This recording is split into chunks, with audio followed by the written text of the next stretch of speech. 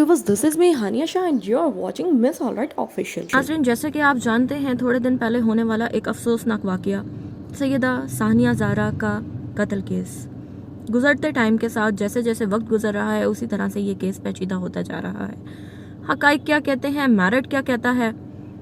Investigation क्या कहती है, उसके वालिदैन क्या कहते हैं और उसके ससुराल वाले क्या कहते हैं, हर चीज़ एक अलग पहलू इख्तियार कर रही है। हर किसी का मौक़िफ़ एक अलग तरफ जा रहा है। मेरिट क्या कहता है ये अभी तक समझ में नहीं आ रही। उसका कत्ल किया गया या उसको ख़ुदकुशी करने पे मजबूर किया गया। मेरी दरख्वास्त है सीएम पंजाब मरीम नवाज़ साहिबा से, जैसे कि जब से उन्होंने ज्वाइन किया है बहुत अच्छे वो काम कर रही हैं, कानून में बहुत सारी तब्दीलियां उन्होंने की हैं और हर मज़लूम की आवाज़ बन रही हैं, हर मज़लूम की आवाज़ सुन रही हैं। इस केस में भी उनसे दरख्वास्त है, उनसे इल्तिजा है, हर हायर अथॉरिटी से इल्तिजा है कि इस केस में मेरिट देखा जाए और इस केस में मेरिट पर फैसला किया जाए, ताकि एक सानिया ज़ारा तो बन चुकी है, आगे कोई सानिया ज़ारा ना बने, आगे कोई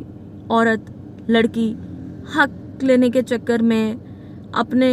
इंसाफ लेने के चक्कर में, आवाज़ उठाने के चक्कर में मज़ीद सानिया ज़ारा ना बन जाए। आज का दौर देखते हैं तो हमें वो पुराना दौर याद आता है जब लड़कियां पैदा होती थी और उन्हें दफना दिया जाता था, उन्हें जला दिया जाता था, उन्हें मार दिया जाता था। कहा जाए ये तो गलत ना होगा कि आज से बेहतर तो फिर वही दौर था जहां 20 साल 15 साल 18 साल पाल के, पोस के, पढ़ा के, तरबियत दे के, शऊर दे के उनको कत्ल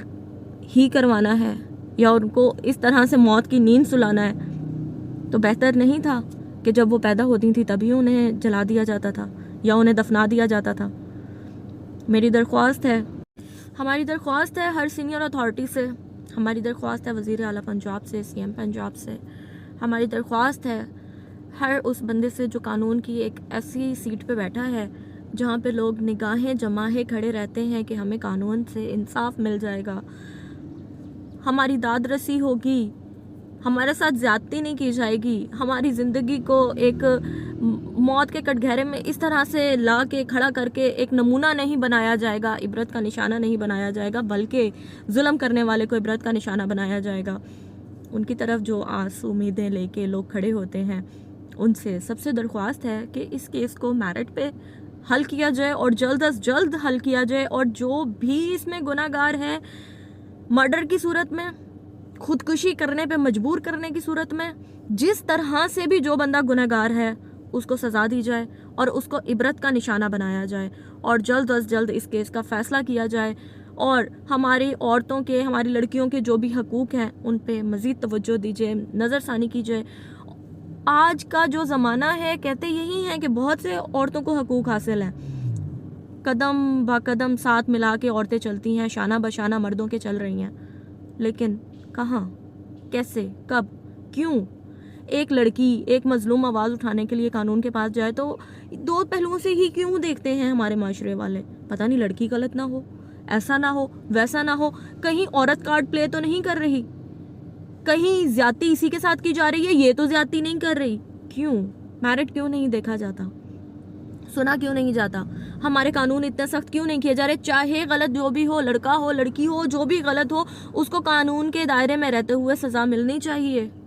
और कोई सानिया ज़ाहरा आगे नहीं बननी चाहिए। जहां बात की जाए ममता की, तो ममता तो ऐसा रिश्ता है, ऐसा जज्बा है, जब औरत माँ बन जाती है तो अपनी ज़िंदगी, अपनी खुशियाँ, अपना वक्त, अपना सब कुछ भूल जाती है और औलाद के लिए तो बहुत सी कुर्बानियाँ देती है। कोई लड़की माँ होने के बाद खुदकुशी, बहुत सी मजबूरियाँ ऐसी होंगी कि लोग सोचते होंगे या लड़कियाँ सोचती होंगी आवाज़ उठाएंगे, हक तो मिलना नहीं है, इंसाफ तो मिलना नहीं है, खुदकुशी ही कर लें। जैसा कि ये भी कहा जाता है कि इंसाफ लेने के लिए मरना पड़ता है, लड़कियां ये सोचें कि हम मर जाएंगे तो इंसाफ मिलेगा, लेकिन उसके बावजूद भी जब माँ बन जाती है औरत तो वो अपनी ज़िंदगी, अपनी खुशियों के बारे में भूल जाती है, अपने आप के बारे में भूल जाती है, अपनी औलाद को सोचती है, अपने आप में बने उस सांचे को सोचती है जो औलाद की शक्ल में अल्लाह पाक ने उसे नवाजा होता है। कैसे वो कोई भी इख्तियारात अपने इस्तेमाल करती